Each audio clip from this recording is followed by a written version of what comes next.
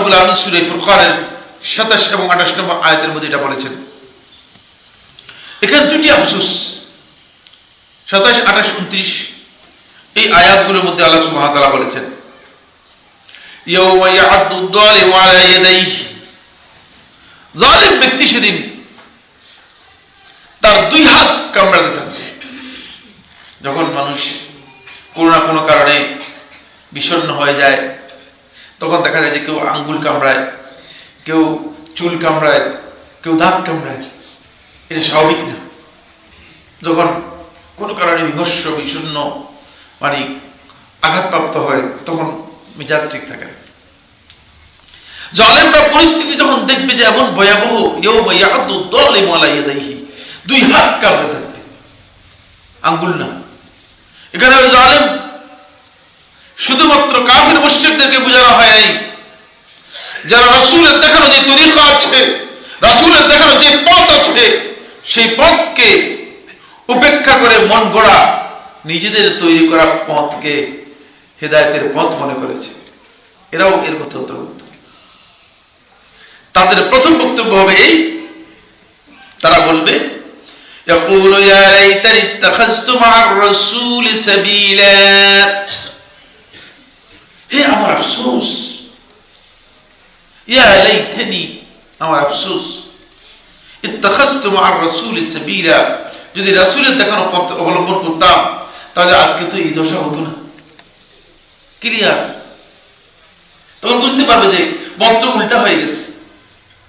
তারা দেখতে পাবে যে রাসূলের দেখানো পথ যারা অবলম্বন করছে তারা ডান দিকে চলে যাচ্ছে, আর রাসূলের দেখানো পথ থেকে যারা বিচ্যুত হয়ে মন গড়া হুজুরের দেখানো পথে চলে গিয়েছে তারা বাম দিকে চলে যাচ্ছে, বাম দিকে।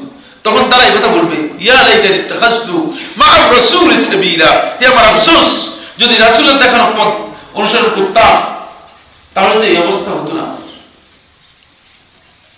এই আয়াতে একটা শানে নুজুল রয়েছে। আহলে তাফসীর মুফাসসিরিনগণ বলেছেন, আল্লাহ রাসূল সাল্লাল্লাহু আলাইহি ওয়াসাল্লামকে মদিনা মক্কায় যারা কষ্ট দিয়েছে তাদের মধ্যে একজন হচ্ছে উকবা ইবনে আবি মুআইত।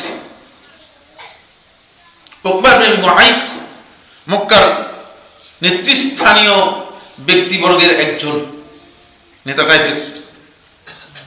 রাসূলুল্লাহ সাল্লাল্লাহু আলাইহি ওয়াসাল্লাম একদিন উকবার কাছে গেলেন, গিয়ে আল্লাহ রাসূল সাল্লাল্লাহু আলাইহি ওয়াসাল্লাম উকবাকে ভালো করে বুঝালেন।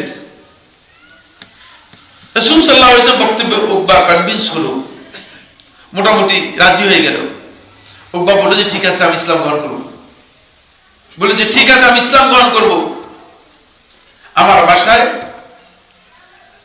আগামীকাল তোমার দাওয়াত, আমি সবাইকে ডাকবো, খাওয়ার দাওয়া হবে, তারপরে আমি সবার সামনে ইসলাম ঘোষণা করে দিব, যাতে করে আর কেউ আপত্তি করতে না পারে। রাসূলুল্লাহ সাল্লাল্লাহু আলাইহি ওয়াসাল্লাম সেই আশ্বাসে গেলেন উকবার সেখানে, এবং উকবার আসলে সে যে কথা বলেছে বা ওয়াদা দিয়েছে সেটা রক্ষা করলো। বলল যে আমি মুহাম্মদের সাথে একমত হয়েছি এবং আমি আজকে থেকে ইসলামে দীক্ষিত হচ্ছি এবং ইসলাম গ্রহণ করছি, এটা মুহাম্মদকে আমি ওয়াদা দিয়েছি। উপস্থিত ছিল তার এক বন্ধু উমাইয়া ইবনে খালাফ। উমাইয়া ইবনে খালাফ তার সাথে গভীর বন্ধুত্ব ছিল।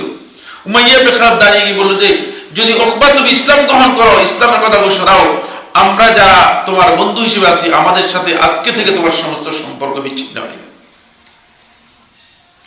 এখন এইদিকে তাকায়, ওইদিকে তাকায়, বন্ধুর দিকে তাকায়, শেষে বললো যে না না, আমি তো বুঝতে চেয়েছিলাম যে তোমাদের অবস্থাটা কেমন হবে, না আমি আসলে ইসলাম গ্রহণ করবো কেন।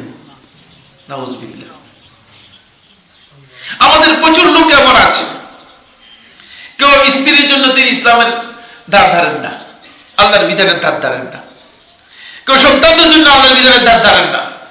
কেউ চাকরির জন্য আল্লাহর বিধানের ধার ধারেন না।